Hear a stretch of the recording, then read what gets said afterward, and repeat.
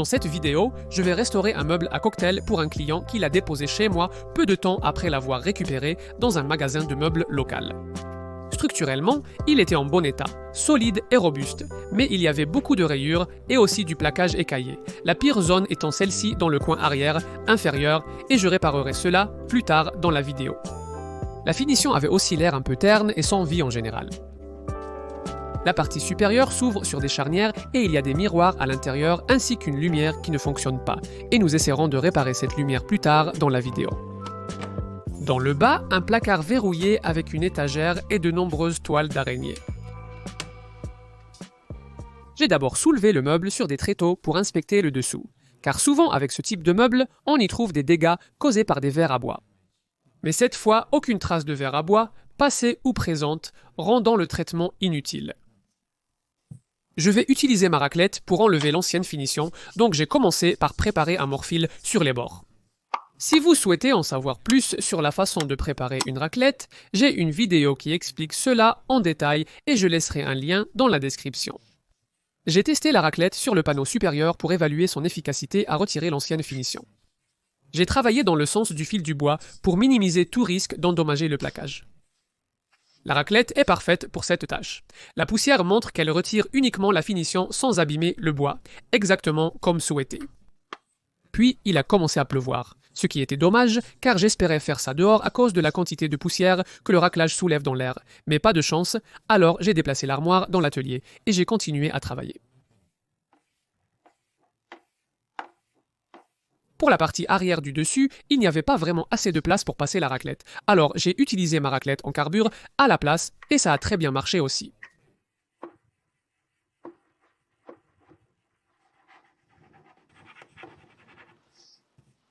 Un commentaire fréquent sur ce type de projet est « Pourquoi ne pas simplement utiliser du Citristrip pour retirer l'ancienne finition ?»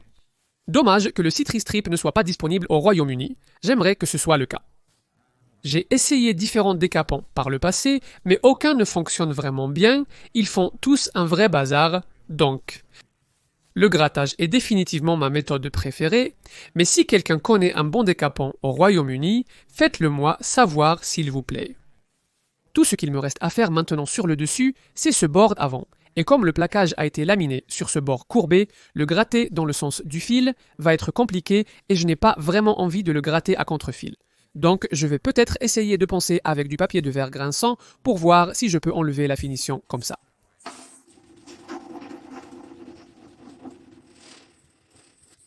Le ponçage a bien enlevé la finition sur le bord courbé, malgré le grinçant assez grossier.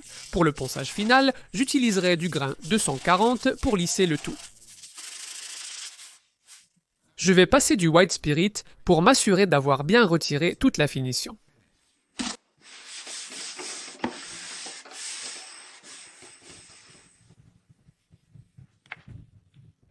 Je suis ravi du résultat. Le plaquage est magnifique et j'ai réussi à ôter entièrement l'ancienne finition. Il y a quelques petites marques dans la finition ici où on dirait que les dégâts ont traversé le plaquage. Et j'ai un feutre marron ici. Je vais simplement l'utiliser pour retoucher ces petites marques. J'aime l'appliquer, attendre qu'il sèche, puis réappliquer pour obtenir la couleur souhaitée. J'en ai mis un peu trop. Alors j'utilise simplement mon chiffon imbibé de White Spirit pour enlever l'excédent.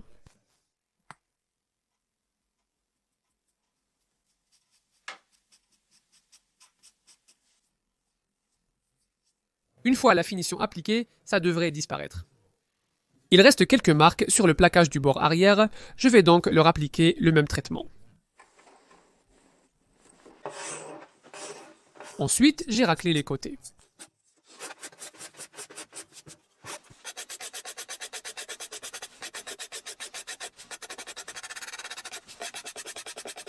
Ici, en bas de l'unité, vous pouvez voir qu'il y a aussi quelques éclats de plaquage. Il y a aussi des dégâts sur le plaquage à l'arrière ici, où on dirait qu'il a reçu un coup à un moment donné. Je vais m'occuper de réparer ces parties plus tard dans la vidéo, mais d'abord je voulais finir tout le grattage. Ici, vous pouvez voir à quel point ce grattoir en carbure est utile pour atteindre les endroits étroits, juste jusqu'au bord. Ici, je frotte à nouveau avec de l'essence minérale. Et j'étais très satisfait de l'apparence du plaquage. Il y a quelques rayures profondes de ce côté et aussi sur le devant. Et jusqu'à présent, j'ai seulement essayé d'enlever la finition avec le grattoir et ça a bien fonctionné. Je pense que sur celle-ci, je vais devoir enlever un peu de plaquage en bois aussi, mais je dois être très prudent parce que je ne sais pas quelle est l'épaisseur de ce plaquage et je ne veux pas risquer de le traverser. Voilà, la finition est partie, je vais enlever un peu de bois, autant que j'ose le faire.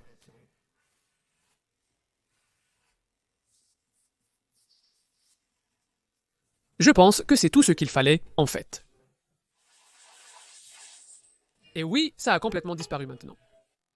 Après, j'ai commencé à travailler sur l'avant, enlevant les poignées et la serrure pour simplifier.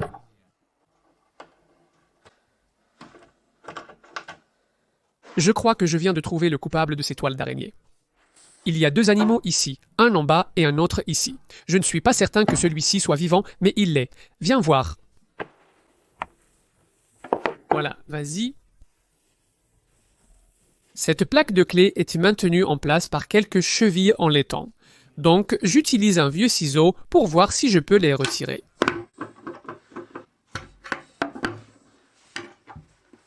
Voici une autre rayure profonde, et une fois de plus, elle est partie facilement.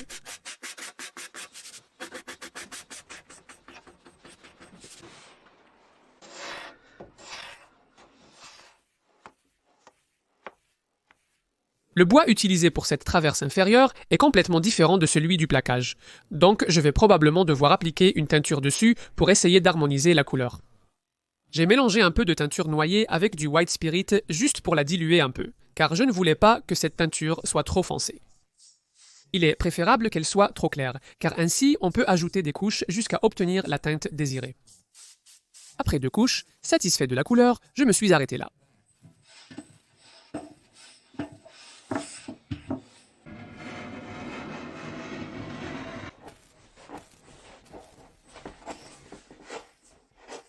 Une fois tout le grattage terminé, j'ai tout poncé avec un grain de 240. J'ai poncé à la main pour éviter de traverser le plaquage, ce qui est facile avec une ponceuse orbitale aléatoire, je sais de quoi je parle. J'ai ensuite commencé à réparer les dommages du plaquage. Pour le morceau à l'arrière, je l'ai soulevé avec une lame de couteau et mis de la superglue à l'intérieur, essuyé l'excès avec du White Spirit, puis l'ai maintenu en place avec du ruban adhésif. J'ai ensuite serré une planche de récupération dessus jusqu'à ce que la colle sèche. Une fois que c'était sec, j'ai poncé un peu et je retravaillerai cette zone plus tard dans la vidéo. J'ai appliqué de l'huile de lin bouillie sur toute l'unité pour mettre en valeur le veinage du bois. Je l'ai simplement appliqué avec un chiffon en coton. Ici, j'utilise un morceau de vieux drap.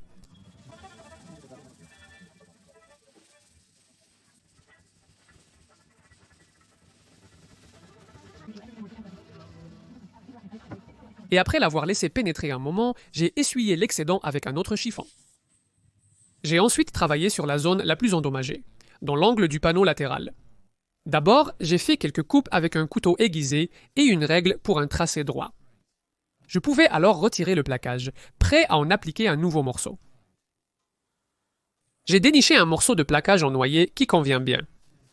Au fil du bois sur le meuble. Vous pouvez voir ici qu'il y a plusieurs arcs dans le fil du bois. Donc je pense que je vais utiliser ce coin pour faire la réparation.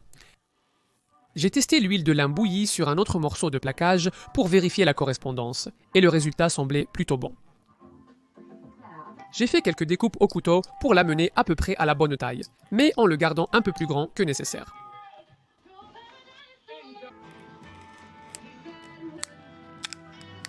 Au début, ça ne s'alignait pas très bien avec le bord droit, alors j'ai utilisé un ciseau pour affiner la forme et ensuite ça avait l'air bien. J'ai utilisé du ruban de masquage pour fixer la nouvelle feuille de plaquage en place, formant une charnière pour appliquer la colle.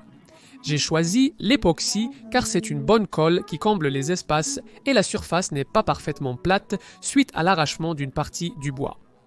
Après l'avoir mélangé, j'ai attendu 1 minute ou 2 pour que l'époxy commence à épaissir un peu afin qu'elle soit moins liquide. J'ai serré une planche dessus, puis après environ 10 minutes, je suis revenu, j'ai retiré le ruban et j'ai nettoyé l'excès de colle.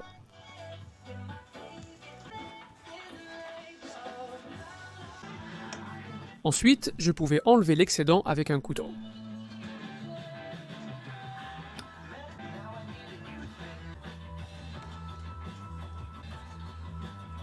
Ensuite, j'ai pensé pour tout mettre à niveau. D'abord avec du papier de verre grain, 100, puis avec du grain, 240. J'ai ensuite appliqué de l'huile de lin bouillie sur le plaquage, mais la couleur était trop claire. Je suis donc revenu avec la même teinture préparée plus tôt et l'ai appliquée sur la nouvelle pièce, obtenant ainsi une couleur assez proche. Pour la partie arrière endommagée réparée précédemment à la superglue, je l'ai retouchée au feutre marron pour l'harmoniser avec l'ensemble. J'ai décidé que la zone était trop petite pour justifier de poser un nouveau plaquage, et c'est pareil pour les petits éclats au bas du meuble. J'ai laissé l'armoire sécher quelques jours après l'application de l'huile, puis j'ai appliqué une couche de finition. J'ai utilisé un vernis acrylique en spray très résistant pour protéger l'armoire contre l'humidité et les traces de chaleur. J'ai appliqué 3 couches en ponçant légèrement avec du papier de verre grain 400 entre chaque couche. Le vernis a donné à l'armoire une belle finition satinée et le ponçage l'a rendu très lisse au toucher. J'ai ensuite installé les poignées, la serrure et la plaque de clé.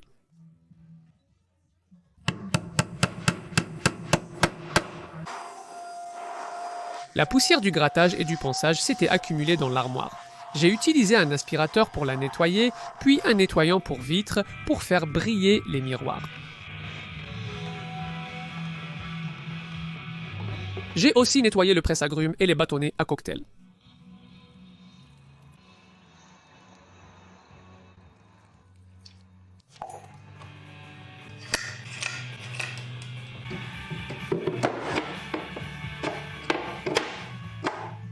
J'ai mentionné au début de la vidéo le luminaire cassé dans la partie supérieure de l'armoire. Il n'y avait ni câble ni ampoule. Après avoir terminé la restauration, j'ai demandé à mon ami Alex de voir s'il pouvait la faire fonctionner.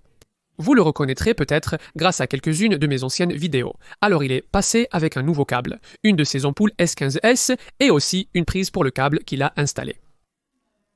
Nous avons dû élargir un peu le trou pour le câble à l'arrière afin de pouvoir faire passer le nouveau câble, et le trou était vraiment proche du panneau supérieur, donc j'y suis allé très lentement pour éviter de l'endommager et j'ai fait passer le câble jusqu'au bout.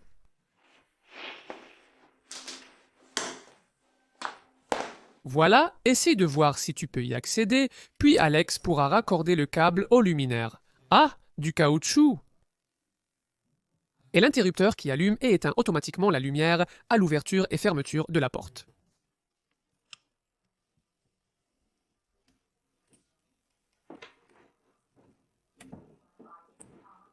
J'ai beaucoup apprécié ce projet et je suis ravi du résultat de l'armoire. J'ai rassemblé quelques photos avant et après à l'écran maintenant pour que vous puissiez voir la transformation. Vous verrez que les rayures et les imperfections dans la finition ont presque disparu. Certaines sont encore visibles, mais nettement moins remarquables. Le grain du bois a aussi beaucoup plus de contraste et la finition n'a plus l'air terne et desséchée.